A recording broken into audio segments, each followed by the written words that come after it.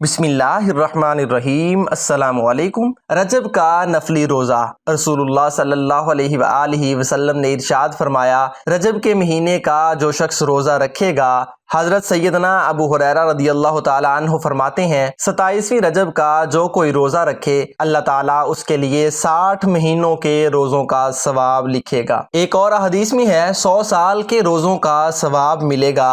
27वीं रजब का जो कोई रोज़ा रखेगा तो गोया उसने 100 साल के रोज़े रखे। जन्नती महल। ताबी बुजुर्ग हज़रत सैयदना अबू कलाबा रदियल्लाहु ताला अन्हु फरमाते हैं, रजब के रोज़ादार के लिए जन्नत में एक महल है जिसे जन्नती महल कहते हैं। एक जन्नती नहर का नाम रजब है। हज़रत सैयदना अनस बिन मालिक रदियल्लाहु ताला अन्हु से रवायत है कि रसूलुल्लाह सल्लल्लाहु अलैहि वसल्लम ने इरशाद फरमाया, जन्नत में एक नहर है जिसे रजब कहा जाता है, जो दूध से ज्यादा सफ़ेद और शहद से ज्यादा मीठी है। तो जो कोई रजब का एक रोज़ा रखे तो अल्लाह अज़्ज़ा वजल उसे नहर से सिराब कर देगा। अल्लाह ताला हमें रजब के रोज़े रखने की तौफीक अता फरमाए। आमीन सुम्मा आमीन।